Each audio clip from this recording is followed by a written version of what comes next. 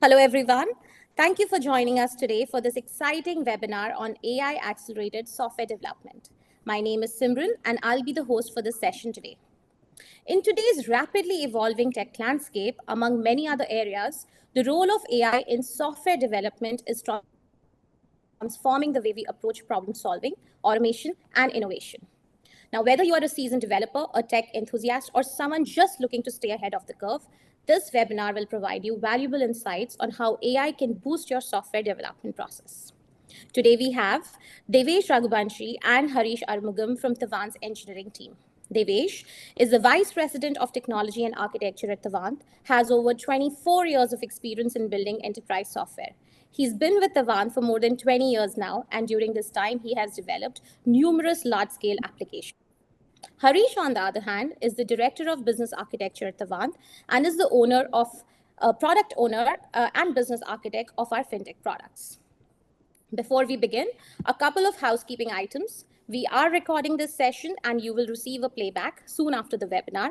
We urge you to ask questions through the Q&A feature on Zoom. And with that, over to you, Devesh. Hey, thanks, Simran. Thanks for hosting this webinar and very warm welcome to all our viewers. So before we get into today's topic, let me just quickly take a few seconds to talk about Tavant. So Tavant is a software development company headquartered in US with a global headcount of around 3,000. We work with customers across multiple industries, fintech, manufacturing, ag tech, media, entertainment, and retail. So primarily what we do is we build enterprise applications for our customers, and many of these are large digital transformation projects. We also have our own products in fintech and manufacturing space that we sell and implement for our customers. And a lot of what we're going to talk today is based out of our experience of our own product development, as well as working on some of these large transformation projects that those applications that we build for our customers. So if we move on to today's topic, what I want to start with is how do we see AI or opportunities with AI in software development, right?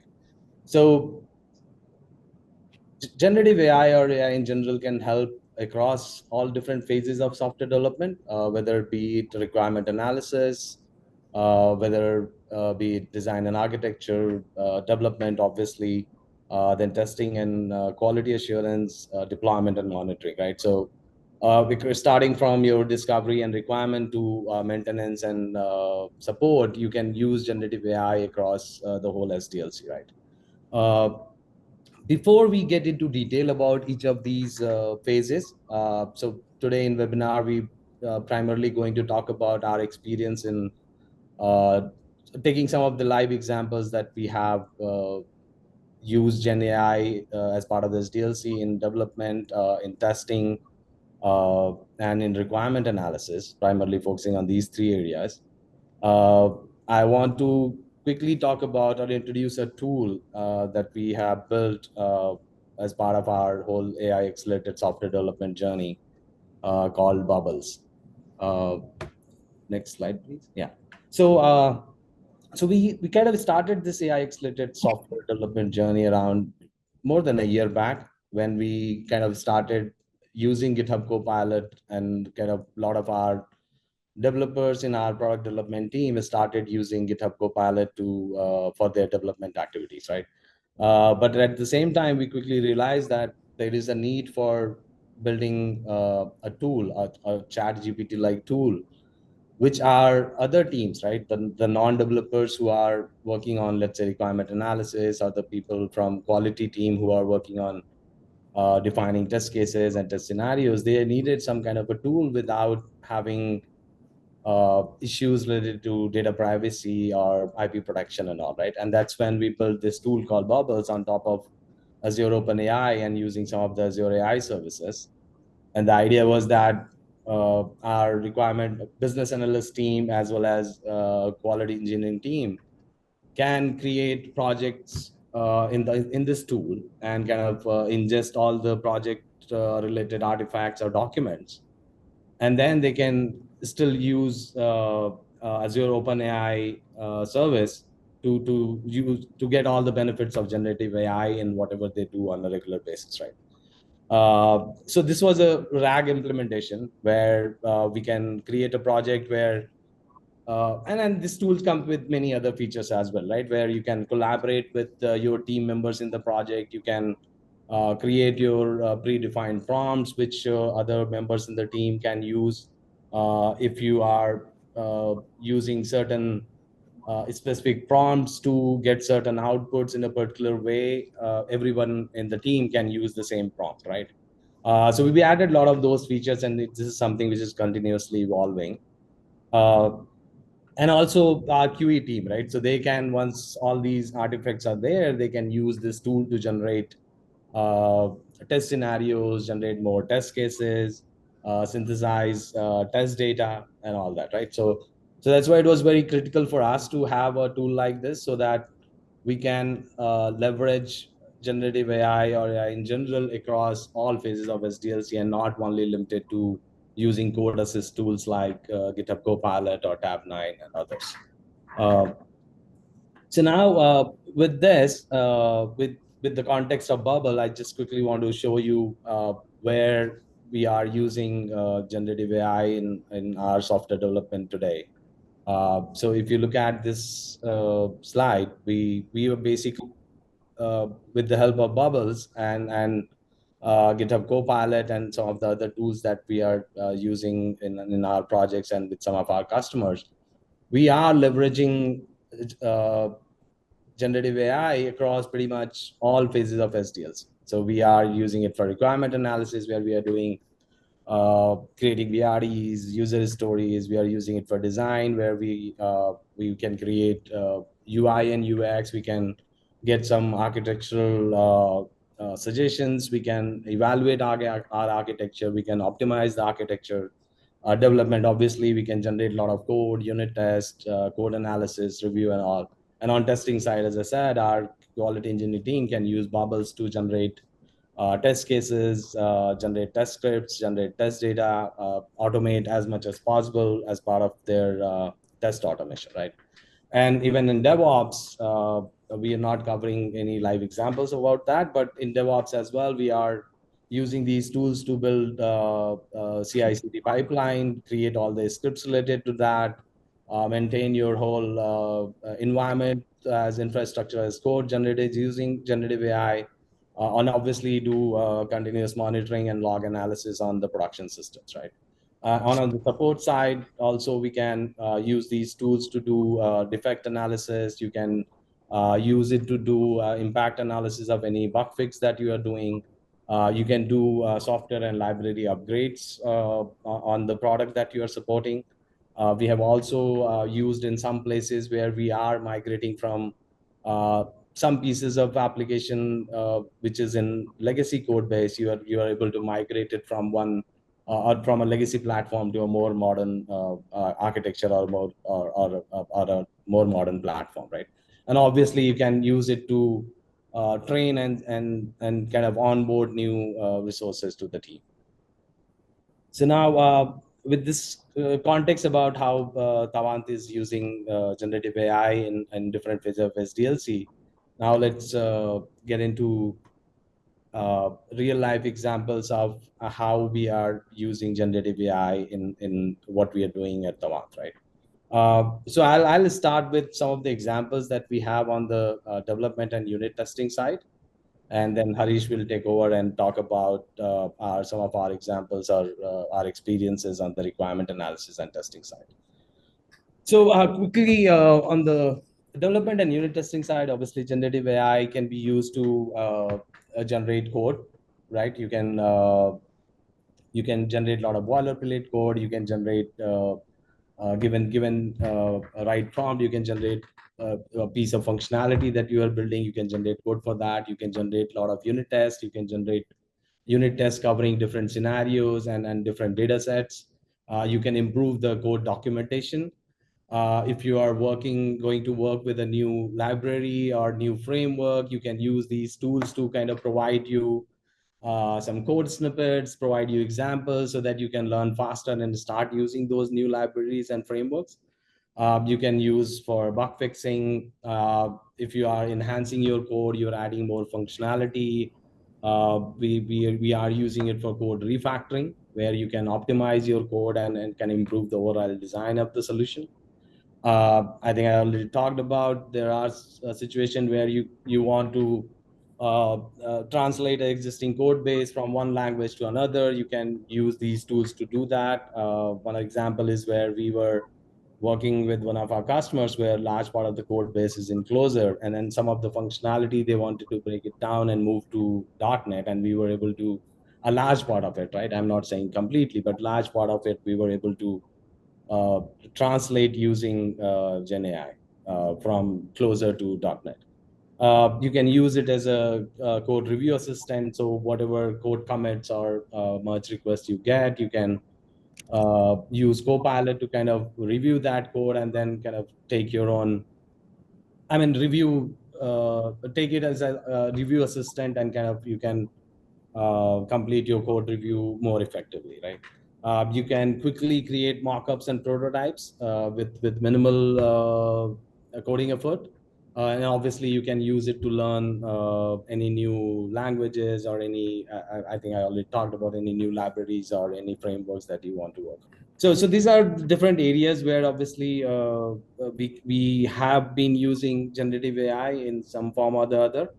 Now I'll jump into a few examples of how we have been using it at Tavant in some of our applications and product developments.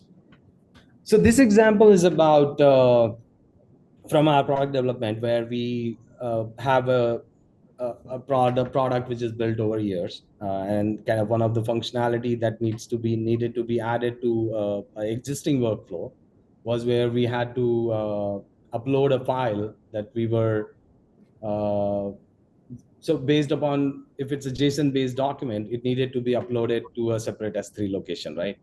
Now, with using Copilot, with all the context of the existing code, where a lot of this functionality is already built, only thing was that we had to separate out this particular document and upload it at a separate location.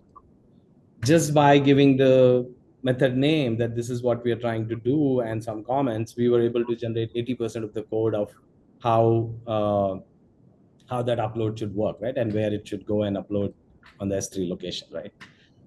So obviously this helps a lot because it's able to use the existing context that you have in your code base. And you don't have to go and write a lot of this boilerplate code because it's a standard way of if you have to upload a file to S3, right? So obviously it helps you in building something faster. It can then go and generate all the unit tests that you want for this piece of code. Uh, your reviewer who is reviewing your merge request, they can go and use Copilot to review the code that you have written. And if there is a need, they can go and refactor that as well, right? So if you move on to the next slide, now in the same functionality, now once I have written this code, which does the upload part, now I have to go and change the place where I'm actually invoking this method, right? So there again, now just if you look at the slide, just by giving this prompt, I'm pretty much able to generate the code where I'm creating that the upload object, which then is being called or need to be passed on to the upload function to upload the file. So this is one example where we see that if we use generative AI, we can do a lot of things at much faster pace. Now moving on to another example. So this is again from one of our products where we have a large set of rules that needs to be written or configured for a particular customer. And these are kind of DRLs used by rules. And we have to basically write a lot of these rules, right? For depending upon the business functionality or the customizations that customer need, right? And they need to be written in a way that they are maintainable, right? Because they these are large number of rules, and any kind of debugging you need to do or any kind of issues that come up, you should be able to go and look at what's gone wrong, right? Now, using Copilot and then using LLM in general, we are able to use these specs that are defined in BDD, that this is what rule's supposed to do. By using that, we are able to generate a lot of these rules completely using Copilot, right? And once we define these prompts, we clearly write these, this is how you should be giving the prompt so that you can generate the rule in a best possible way. And when I say best possible way, it means that it's well structured, it's written in a way so that it's easy to understand and easy to maintain. uh, we were able to get a lot of efficiency in terms of how many rules a particular developer is able to complete in a day with testing and everything included, right? uh, if you can move to the next slide. uh, so yeah, so here, for example, another important part here is even with just a simple prompt. Now, given that Copilot has the context of what all different objects I have defined here, right? What all different business objects I have, what are different facts I may have, which this DRL need to understand to be able to effectively write these rules. It's able to do a lot of that on its own, right? So it may not be 100% all the time, but it gives you enough code that you can just go and make some modification, and your rule is there. You don't have to code anymore, and then you can move on to the next set of activities. So that's also a pretty good use case where we have seen significant efficiency gain in what a lot of these developers do on a day-to-day basis. So moving on to the next example. So this is from our support team. So we as part of support team, they get a lot of these requests where there are issues with and this is from a loan processing application, so they get a lot of issues related to loan data, right? And there are mismatch between the files that are uploaded in the system versus what system is doing, and things like that. Now, as a support task, what they need to do is they need to go and download all these files. They need to go and manually extract those specific loan elements from these files. And then they can do the analysis and figure out what the issues are. Now, with the help of, and a lot of these guys are not that proficient in a scripting language, let's say, right? Like, for example, here in Python. Now, with help of on the right side, you see the prompts, right? So, and this is set of 10-15 prompt. What we were able to do is we were able to automate this whole task, right? Where you can go and you were able to create a script which goes and download all these files from a particular API endpoint with a particular authentication method, right? And then also able to extract particular data points which are of interest, which you can provide as part of the prompt. And then you have all these things done automatically, and then you have to just go and use the extracted data to do the rest of your analysis. So it avoids your, obviously it brings in efficiency that you don't have to manually do a lot of those things. It removes your any kind of error in your data extraction, which when you're doing manually, right? So overall, it's able to bring in a lot of efficiency in how we handle these support. Now, with these examples on development side, and obviously there are a lot more where we have been able to use generative AI on a regular basis in a lot of development activities we do on a day-to-day basis. We'll move on to the next section where Harish will talk about how some of the examples from how we have been able to leverage generative AI in requirement analysis. Harish, over to you. Yeah, thanks, Devesh. Hello, everyone. Good morning, good evening, wherever you are from the world. So, talking about the requirement analysis, this is the the primary phase of the SDLC, and this is one of the important, all the critical phase wherein all the requirements are being hashed out, and since it's going to be a very manual process or a human involvement process, that there's a lot of possibility of gaps, ambiguities, and any of these will lead to a significant changes later on in the SDLC process. So since it's also a very time consuming process and human involvement, the risk of errors and oversights are there. A lot of oversights are there. So to overcome this, AI, we have been using AI at the early stage of the SDLC so that we can reduce these errors and see how we can use it efficiency, right? How it can enhance the efficiency. Like say, for example, it helps us in reducing writing the repetitive scenarios. It helps in scenario coverage. It helps in providing instant feedback. Say, for example, if there are any potential issues or ambiguities in the requirements, it gives us instantly telling that, okay, there's a gap in the requirement. Probably you'll have to revisit those requirements, or it may come back and say that there are reduces those multiple duplicacies which is already there, and it also reduces the back and forth which involves manual process. Like say, for example, if there is a requirement which is created, there is a back and forth of review process, and then goes back, comes again. It also remains on the perception of the individual is going to be there, so that all is getting reduces, whereby it also increases the efficiency. And it also what we saw was that it was also helpful in consistency and scalability. Like say, for example, if you have multiple rules, and if you have different logics at different phases of the requirements, then it actually does the analysis and provides us with the uniformity, and brings us the requirements, making ensuring that all the requirements are in the same phase of it. And it also helps us in quality and consistency if you have multiple projects, and it's more helpful during the product implementation. That's what we saw, because when you do a product implementation, the products are mostly, when we deploy a product, the changes are minimal, in the sense there are probably some customization and configurations which are the only ones which needs to be taken care. Rest of the things are intact, right? So this helps us in handling those process.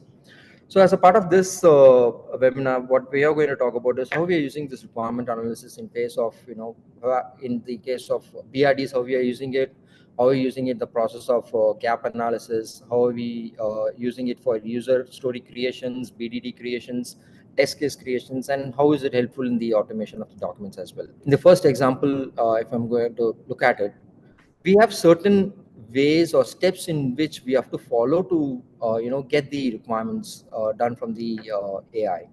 The bubbles which we use need to be trained. So for that, we need to set the context of it. Without the context, if you start with an application or if you start with a question, then it gives you random or its own the way of writing the user stories, or the BDDs, or whatever you are requesting it for. So what we do is we set the context of this first.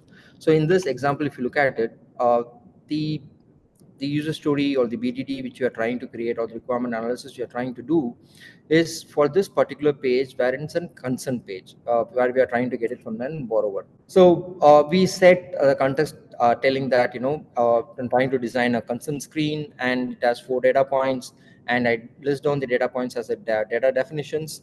And when I give this prompt to the AI, to a bubble, it actually creates the data set for us. Basically, the data set is giving me a field metrics, telling me what are the fields, what should I do, what are the rules behind these fields, where it needs to be enabled or disabled, right? So this puts the whole package of the UI into when field matrices, and it also generates and tells me that if something else is missing, how do I handle it? So say, for example, in this, I want to do a dynamic generation based on the borrowers, right? So that is something which is not there, which I have given, but it has read it and it has understood and created another one automatically.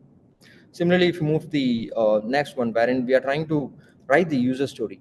So based on this context setting and the data definitions, and if I'm going to give the user story along with the scenarios, right, or the statement along with the scenarios, it is going to generate the user story and give it. So this is the user story which we are trying to generate, a BDD, in fact. So what we say is we would give the statement telling that you give me a generate and BDD definition in the jerkin format, because that's a format which you're using for our development purposes. So which is helpful for our test case and during your testing process as well. So if I would give this along with the scenarios, it is going to give me a lot of BDDs, not just for the scenarios which I've given, but also it generates additional scenarios which I've never thought about it. And if I would prompt it more to say that, okay, give me some edge cases, give me some negative test cases for it, or give me some negative BDDs for it, it's going to create all those things, and it'll help me to create these scenarios here, BDDs here. And once the BDDs are there, and if there is a change request is coming in, right? What happens in a bubble is the project which we are creating, the project is getting generated or it is getting stored in our bubble, wherein it uses or references for the next changes which you're going to bring in. So say, for example, for the same user story, if you go to the next slide, so the same user story, if I want to modify, so I need to put a prompt telling that, okay, for this particular project and for this particular feature, I want to add another, a field to it, or I have to add another feature to it, or I have to add another functionality to it, and I have to define the functionality. It knows that it is the same project and it is the same feature which I'm talking about, and it will generate the BTT for me and give it to me as an updated one. So we have seen a lot of advantages of it, a lot of places where it was very helpful for us to find out the gaps. It has been very helpful for us to minimize our time in generating the BDDs or identifying the ambiguities, and also generating the documents for us. It is really helpful for us in reducing the time at the business analysis process. So that's with the business analysis. Moving on, it will be the testing. Uh, Devesh, what talk about?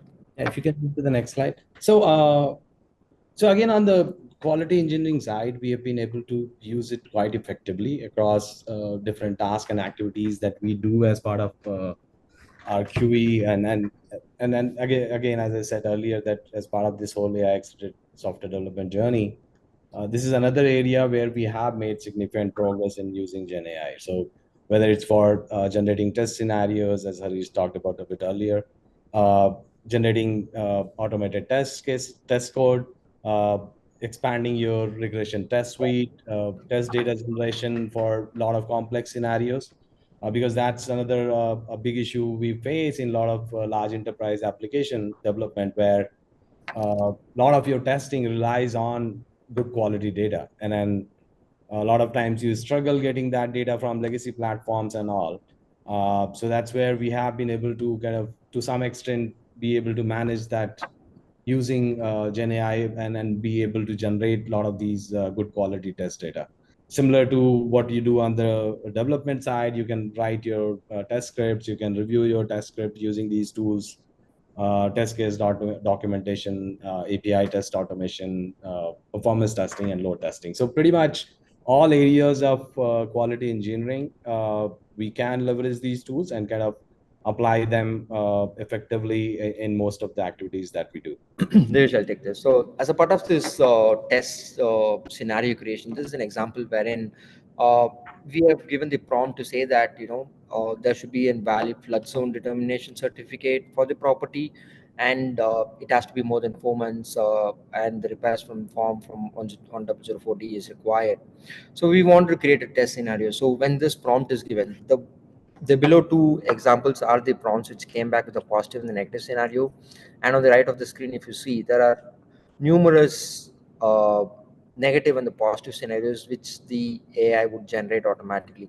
So it does just not consider the sentences or the statement which we have given. It also reads to the keywords in it. Like, say, for example, it knows what a flood zone determination is, it knows what subject property is, it knows what the appraisal report is, it knows it has a period of 4 months. If you look at one of those negative scenarios, it says that the negative determination, if they given an expired or invalid flood zone determination certificate of the subject property, so it actually identifies that if it is more than 4 months, it's automatically expired. Then that case I should not be using it. Create a negative scenario on its own. So these are the advantages which we have when we saw when we are using it for writing test scenarios. And in bigger projects, we'll have numerous test scenarios, and it'll be very difficult for us to write this manually or think about some of the negative scenarios which may cause us to miss those test scenarios. So in that case, it was very helpful for us to use AI into it. Similarly, for the next one, if you have test case creations, to the next screen. Here, similarly, we had an test case wherein we are trying to create a test case for an HELON portal. So what we are trying to do here is we want to automate validation, stating that any of these responses which is coming from the integrations, if the response codes are so and so, then you will not be able to go ahead and should not be able to use the BOI report for these considerations. So we had this BDD from here, and when we gave this BDD as a prompt, we considered and said that in the Jenkins format with this BDD, you create an output of a test case. So it generated a test case giving us and telling us that these are the various codes, or these are the various message codes, or the API responses where I should not be using these for the test cases or for running these reports. So it was very helpful for us in covering the corner cases where we have not thought about. If we not know the scenarios, various scenarios, if you want to do it for the test cases, even those are being covered here.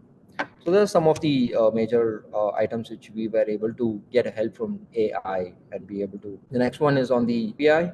Devesh, you want to take it? Yeah, so continuing to the previous scenario, right? So once you have all the BDDs and test scenarios written, right? And then you have your BDDs well defined, you can then use GenAI to generate your API test automation script as well, right? So here the example you're saying is it's a Gherkin spec file, which is generating the whole API test with multiple scenarios itself, right? Now you can directly use this spec file to automate your test suite using Cucumber, right? So that's a good example where if you start from your requirement definition through GenAI itself, where it has all the knowledge and everything is written in a way where it's easy to translate from BDD to a spec file to test automation. Basically, you can use it across the whole journey and then kind of get a lot of efficiency in terms of how much you are able to do in a given amount of time. Another good example, if you can move to the next slide, another good example is about test data generation. I think we talked about earlier, right? So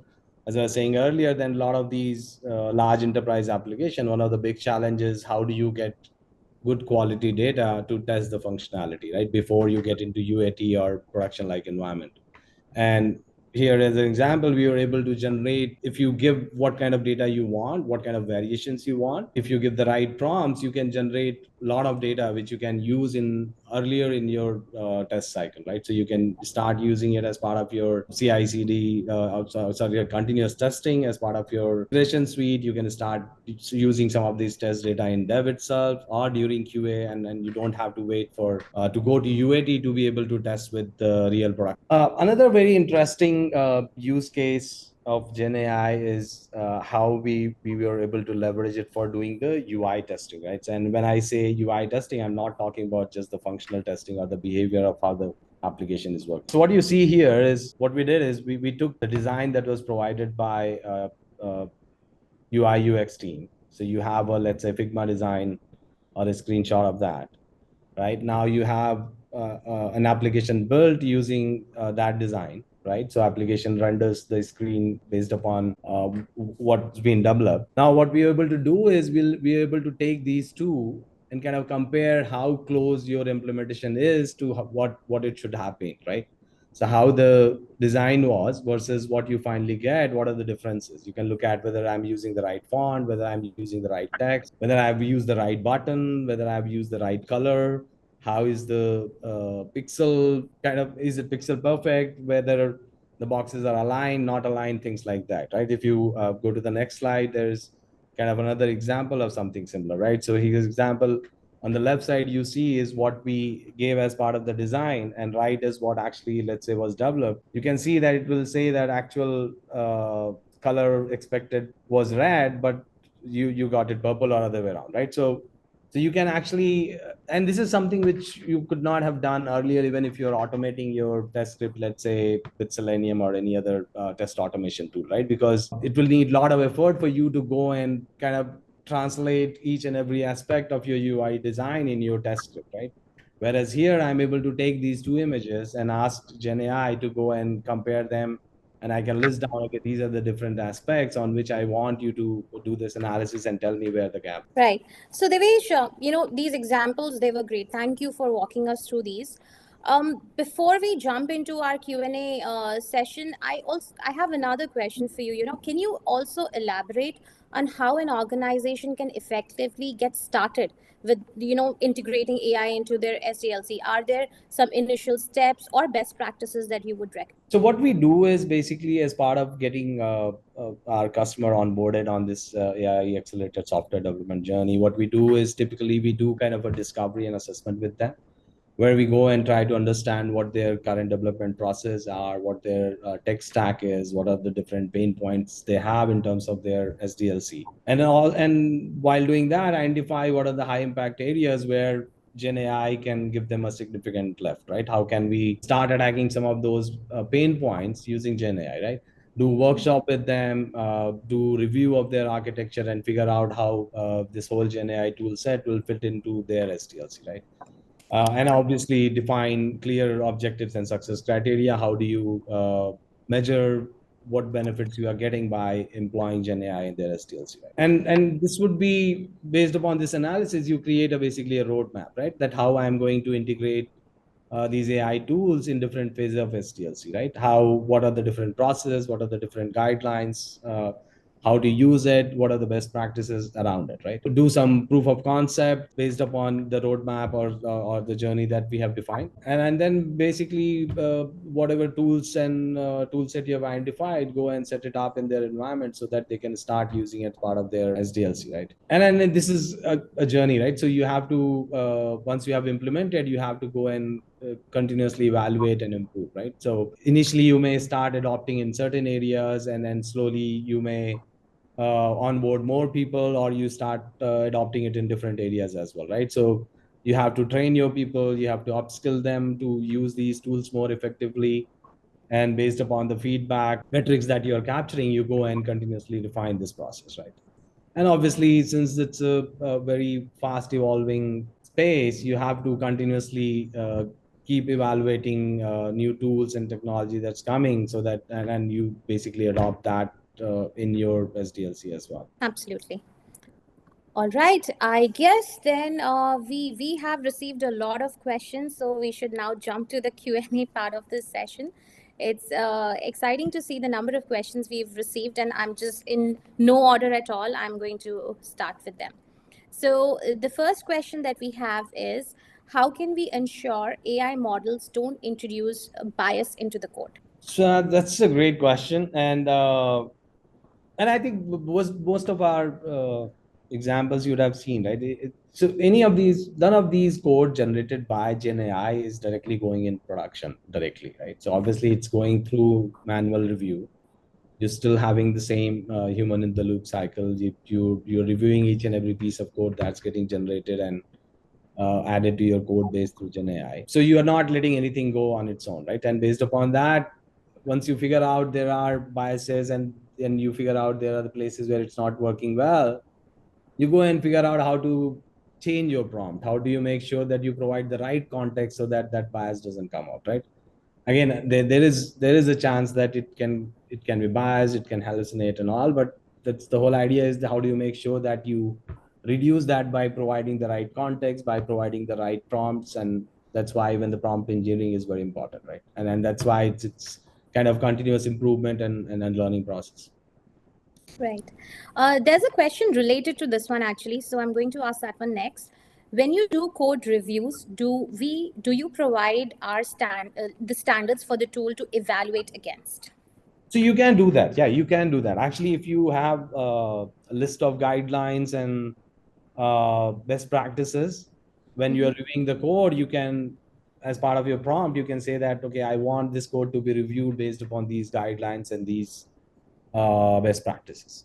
So yes, you can. Okay. The next question, I think this is for you, Harish, because it's about the BDD scenario. So the question is, how can we effectively validate the AI generated user stories and BDD scenarios to ensure they accurately reflect the business requirements and user needs? Basically, for all the BDDs which is getting generated, right, it all depends on the prompt which you give. So basically, if you know the prompt, the right wordings and the keywords which needs to be prompted, then you will be able to get the right scenarios. And also, we cannot be 100% sure that we'll be able to just use that BDD and be able to put it into the implementation. We need to manually review it.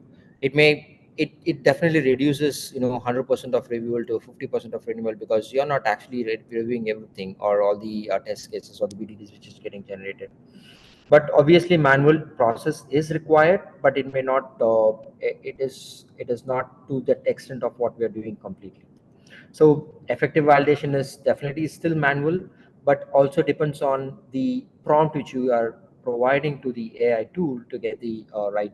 The next question again is a little bit related to it. You already spoke about the effectiveness of the prompt, but the next question is, what best practices should we follow when crafting the prompts to maximize the effectiveness of GenAI in identifying edge cases and negative scenarios? So the AI, if you actually look at it, right? So it has to be in relation to the previous data which you've already provided. So say for example, you are talking about a scenario about creating a login page or creating a stories around the login, and suddenly if you're asking a negative scenario for a logo, it may not give you a right scenario, it may not give you a right output. So you'll have to go with the flow of the questions. So if you're talking about login, you talk about login, ask the BDD questions about it, let the prompt give you the answers, and then prompt again in continuous with that. Ask whether what is the edge cases for it, what are the negative scenarios. Then it will actually come along with it. Or if you want a new process to be in, like I said during our session, right? You have to set the context what you are doing it. And in Bubble, what we use, we have a project wherein that the past data for a particular project has already been stored, or it has been reused. So if you would say that for this project, this is the feature which you're looking for, and I'm trying to get a negative scenario for it, it will go to the past references, try to find out what is the scenario, what are the features been already created, then it will come a negative zone. So the best practice, what I would think would be like, you should have a discipline of what we are asking the question. It is also a human, right? You should think it as a human because it is going to have a relation in it. So that's how we should have a discipline in it. And also if we have some sample templates already available, so that everybody uses the same template and the system recognizes that it knows that's how it has to answer, and that way it should be able to do it. So that's what we need to follow, and that's what we've been following it here. We have templates for our BDT creations. Right. All right. There's an interesting question here and a very valid one as well. So here it goes. If developers rely heavily on AI for code completion, debugging, and design decisions, their ability to perform these tasks may degrade over time, perform them independently. How do we manage a scenario like that?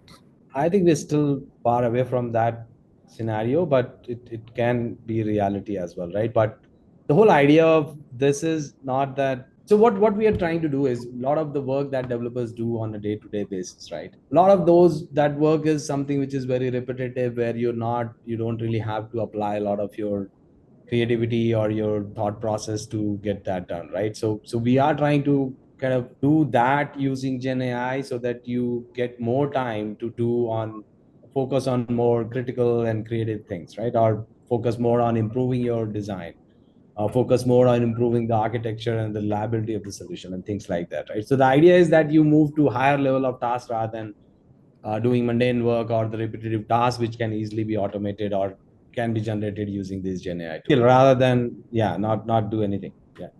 Absolutely. No, absolutely. I can relate this, though we are talking about developers and, I have a marketing team here, but I can so relate to this because we use a lot of tools now in the marketing team, and it has only given us more time to scale up and, focus on the strategy and strategic stuff and not really the mundane tasks. So it's kind of the same scenario everywhere. Okay, this is the last question for today. What are some future trends we can expect to see in this space, AI tools for software development space? So I think it is evolving pretty fast, right? So we are seeing a lot of more comprehensive tool coming in, like Microsoft Copilot Workspace is something which is going to come out, which is what we just talked about, right? The whole SDLC, it's probably going to encapsulate most of it in just one tool itself. So you can start from your very high level requirement and pretty much till deployment, everything could be done within the same tool itself, right? So that's where it can evolve to. It can evolve to more of a AI developer like Devin as well, where it can build most of the code. But again, to what level and to what degree it will be used, it's something we still have to see. So it's still a very fast evolving. We don't know where it will go, but it's definitely going to make some changes to how we do development. And obviously, overall, there has to be a lot of acceleration in the way software is getting done. All right. So with that, I think we have answered all the questions here. I've obviously not asked you the questions which you had answered already through the other questions.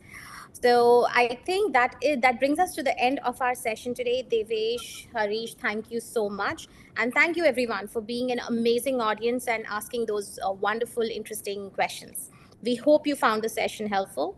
If you have any other questions or any concerns about AI in software development and you would like to ask those questions to our team, you can either directly visit our website or write to us at hello@tavant.com. Thank you once again for your participation, and we look forward to seeing you in our next session.